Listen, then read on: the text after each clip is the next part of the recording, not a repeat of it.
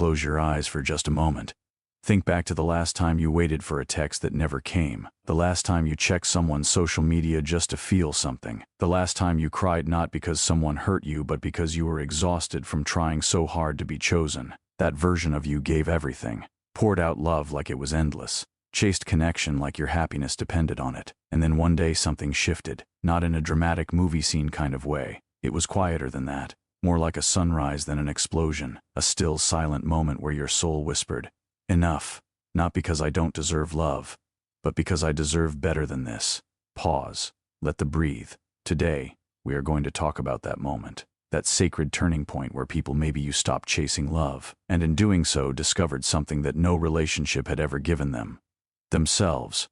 This is not a video about giving up. This is a video about waking up. The wound that starts the journey, let's be honest about where most people who stop chasing love actually start. They start in pain. Maybe it was a breakup that shook you to your foundation. Maybe it was a relationship where you gave 100% and received 20% back. Maybe it wasn't even one big heartbreak. It was 100 tiny moments where you felt unseen, undervalued, or simply not enough. And here is what no one tells you about that kind of pain. It is not a sign that something is wrong with you. It is a signal, a sacred signal. The ancient Sufi poet Rumi wrote, "The wound is the place where the light enters you." And while that sounds beautiful in theory in the middle of heartbreak, it feels like anything but light. It feels like darkness, like loss, like emptiness so wide you don't know how to fill it. But here is the psychological and spiritual truth that changes everything. Every major transformation in human consciousness begins with disruption. The caterpillar doesn't gently choose to become butterfly. It dissolves completely in the darkness of a cocoon, and then it is remade into something it couldn't have imagined before. You are not broken. You are in the cocoon. Pause. Let that land. The people who stop chasing love, the ones who seem so peaceful, so grounded, so fully themselves, almost all of them pass through this crucible first. They didn't arrive at emotional freedom by accident. They arrived there by surviving something that tested everything they believed about love, worth, and belonging. And what they found on the other side, it changed them forever. They found that the pain was not the end of the story. It was the beginning of a completely different one, a better one they actually chose. The psychology of the chase, why we do it. To understand why stopping the chase is so powerful, we first need to understand why we chase in the first place. Because it goes so much deeper than simply wanting love. Psychologists who study attachment theory, pioneered by John Bowlby and later expanded by researchers like Dr. Sue Johnson, have found that our earliest childhood experiences literally wire our brains for how we seek love as adults. If you grew up in an environment where love felt unpredictable, where affection had to be earned, where approval could be withdrawn at any moment, you learned a dangerous lesson early. Love is something you have to fight for, something that requires constant effort, constant performance, constant vigilance. This is what psychologists call anxious attachment. And here's the crucial thing: it is not a flaw. It was a survival strategy. It once protected you, but as an adult, that same strategy drives you to chase, to over-explain yourself, to shrink to fit into someone else's preferences, to mistake the nervous energy of uncertainty for real intimacy. Think about that honestly. How many times have you confused the anxious excitement of, will they text back? Do they really like me? Am I enough? With genuine, deep, nourishing love? Pause. That anxious energy is not love. That is a wound searching for healing in the wrong place. And then there is the social dimension on top of that. We live in a culture that tells you from the moment you are old enough to watch a movie that romantic love is the ultimate destination, that you are incomplete without a partner, that something must be fundamentally wrong with you if you are not actively in pursuit of someone. This is one of the most damaging myths our culture perpetuates, and millions of people are exhausted by it. The philosopher Blaise Pascal observed centuries ago that most of humanity's problems come from an inability to sit quietly alone in a room. We distract ourselves from our inner world by chasing external validation, external approval, external noise. And it is only when we are brave enough or forced to stop and sit in that room with ourselves that we begin to discover who we actually are. The people who stop chasing love have been forced into that room, and what they found there surprised them completely. The turning point, the decision that changes everything there, is a moment. And if you have experienced it, you know exactly what I am talking about. It doesn't always happen dramatically. Sometimes it happens at 3 a.m., lying in the dark, when you realize you have been crying over someone who has not even thought about you today. Sometimes it happens mid-conversation when you catch yourself performing saying what you think someone wants to hear instead of what you actually feel. Sometimes it happens when someone asks, "How are you?" and you say, "Fine." And for the first time, you realize how deeply you have been lying, not just to others, but to yourself. That moment right there is sacred. Because in that moment, a choice becomes available that wasn't available before. Not the choice to stop loving, but the choice to redirect love, to turn it inward, to finally fully love yourself. The mystic philosopher Meister Eckhart wrote, "The most important hour is always the present. The most significant person is precisely the one sitting across from you right now, and the most necessary work is always love." What if that person sitting across from you right now is you? What if the love you have been desperately seeking in other people is actually the love you owe yourself first? Let that breathe. Softens. This is the turning point. And it is not weakness. It is not bitterness. It is not giving up on love. It is the single most courageous act a human being can perform after heartbreak. Choosing themselves. Because here is the truth that society will never put on a billboard. You cannot love another person well if you have never learned to love yourself. You cannot offer patience, safety, and deep connection to another human being if you have never offered those things to yourself first. The people who stop chasing love understand this not as a concept, but as a lived truth written in their own scars. They have felt what it means to love from a depleted place, from fear, from need, from emptiness. And they have decided, quietly but completely, never again. The spiritual dimension, what the great traditions always knew here, is something remarkable. Across every major spiritual tradition on this earth, separated by centuries, by oceans, by entirely different languages and cultures, there is one thread that keeps appearing. One piece of wisdom that surfaces again and again, as if the universe itself keeps trying to tell us the same thing. True love begins within. In Buddhist philosophy, the concept of metta-love and kindness teaches that the capacity to love others flows directly from the depth of love you have cultivated for yourself. The Buddha did not say, "Go out and find someone to love you." He said, "You yourself, as much as anybody in the entire universe, deserve your love and affection." In the Christian mystical tradition, St. Augustine wrote in his Confessions, "Our heart is restless until it repose in thee."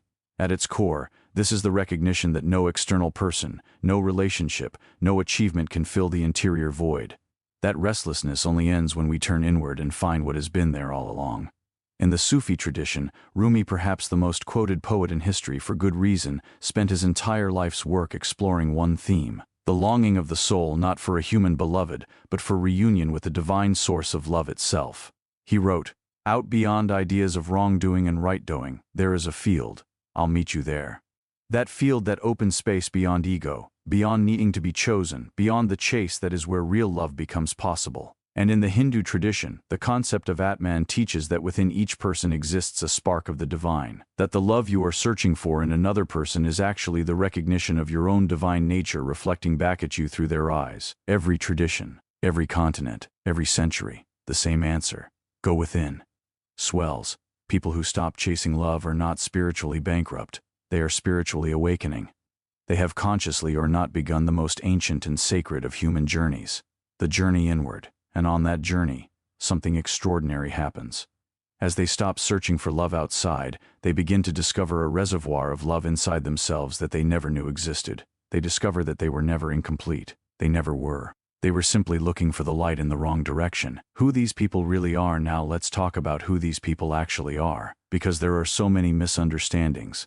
When you see someone who seems completely at peace being single, who doesn't appear to be looking, who doesn't seem to need a relationship to feel whole, your first instinct might be to pity them, to assume something must be wrong, that they are cold or closed off or afraid. Spend real time with them and you will find something completely different. You will find someone who knows themselves with unusual depth, who can sit in silence without anxiety, who has done the difficult, unglamorous inner work of confronting their wounds, their patterns, and their shadows, and emerged from it not hardened, but clarified, refined, like steel that has actually been through fire.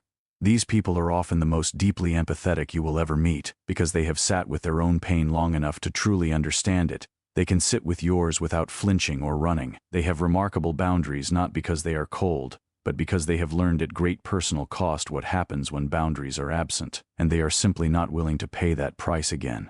They are fiercely independent, not from pride, but from a hard-won understanding of their own resilience. They know they can handle life. They have already proven it to themselves. And here is the most counterintuitive truth of all. These are the people who, when they do enter a relationship, become the most extraordinary partners. Because they arrive not from desperation or loneliness. They arrive from wholeness, from genuine choice, from a place of wanting rather than needing.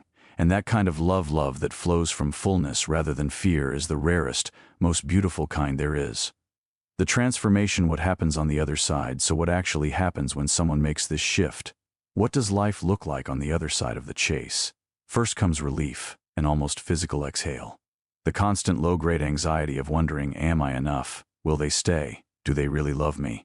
It dissolves, and in its place comes something you forgot was possible. Space. Quiet. Expansive interior space where your own thoughts can finally be heard. Then comes clarity. When you are not constantly calibrating yourself to someone else's reactions, you begin to hear your own voice again. You start to know what you actually want. What actually matters to you. What kind of life you want to live independent of who might be watching or approving. This clarity spreads to every area of your existence. Your career, your friendships, your creativity, your purpose. Everything benefits when you are finally living for yourself. Then comes energy. Energy that was previously consumed by the chase, by overthinking messages, by managing someone else's emotions, by performing a version of yourself you thought was more lovable. That energy comes home.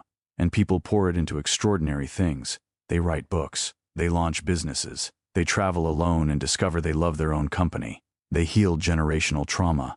They create art that moves people. They go back to school. They finally pursue the dream they had quietly abandoned because they were too busy trying to earn someone else's love. And then, and this is the most beautiful part, love often finds them, not because they went looking, but because the person they have become is magnetic. Whole people attract whole people. Psychologists have a name for this: secure attachment. When you are emotionally regulated, self-aware, and operating from wholeness, rather than fear, you naturally draw people who match that energy. The frantic pursuit of love often repels the very thing it seeks. But the quiet confidence of someone who has chosen themselves, that is something else entirely. Lifts. You do not have to chase what is meant for you. What is meant for you will recognize you. For those still in the pain, a direct message. I want to speak directly to someone right now.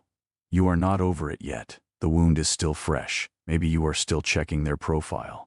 Maybe you are replaying conversations, searching for the moment it went wrong. Maybe you are lying awake wondering what is wrong with you, why you weren't enough, why did they choose someone else? I need you to hear this clearly. Nothing is wrong with you.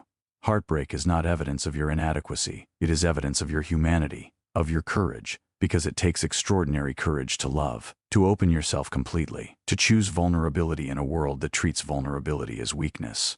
You did a brave thing, and it hurt, and that hurt does not make you weak, it makes you awake.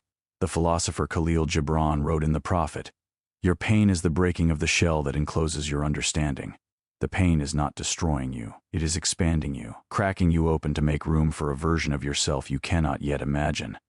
But I also need to tell you something that might be hard to hear. The love you are grieving, that specific person, that specific relationship, was never the actual source of the love you felt. You were. That love came from inside you. They were simply the mirror you used to see it reflected back. The mirror is gone. But the love inside you? It is still there. It never left. The work now, the sacred, difficult, transformative work, is learning to see that love without the mirror. Learning to feel your own worth without someone else's reflection confirming it. Soft hold, and I promise you, the person who does that work does not end up alone. They end up free. And free people do not settle. Free people attract extraordinary love when they are ready. On their terms, from a place of real power. The practical path, how to actually do this. So, how do you actually walk this path? Here is what the psychology, the philosophy, and the lived experience of people who have done this actually looks like in practice. First, sit with yourself, not to analyze or fix or improve, just to be. Spend time alone without distraction. Journal, meditate, walk without headphones. Let yourself feel what you have been running from. This is uncomfortable. Do it anyway. This is where the transformation lives. Second, identify your patterns. What kind of person do you keep choosing? What do you keep tolerating? What does the pattern tell you about the wound still waiting to be healed? This is not self-blame. It is self-knowledge, and self-knowledge is power. Third, build a life you are genuinely in love with, independent of romance. Pursue what lights you up. Invest in friendships that nourish your soul. Develop your mind, your body, your craft, your spirit. Build something. Create something. Contribute something. Your life should be so full and so meaningful that a romantic partner would be a beautiful addition, not a rescue mission. Fourth, practice radical self-compassion. Speak to yourself the way you would speak to a beloved friend going through exactly what you are going through. Because you are that person. You deserve your own kindness, first and always. Fifth, trust the timing. This one is the hardest. But what is meant for your highest good will arrive when you are ready to receive it, and you become ready not by chasing but by growing, not by forcing but by becoming. Here is the truth that this entire video has been building toward. The people who stop chasing love are not giving up on love. They are discovering what love actually is. They are discovering that love is not something you catch, it is something you become. When you stop running after love and start walking slowly, deliberately, courageously toward yourself, you do not end up with less love in your life. You end up with more. Because you become capable of a love that is not rooted in fear, not driven by need, not colored by desperation. You become capable of a love that is generous, patient, clear-eyed, freely chosen, completely free. And that is the rarest love of all. So if you are someone who has already stopped chasing, honor yourself today. You made a brave and ancient and deeply wise choice. You chose the harder road because somewhere inside you, you knew it led somewhere real. And if you are still in the middle of the chase, exhausted and quietly wondering if there is another way, there is. The door is always open, the journey inward is always available. And the person waiting for you at the end of it is more extraordinary than you currently believe. They always were. Swells toward the close. Step back. Go in. Come home to yourself, because the love you have been searching for has been waiting inside you all along.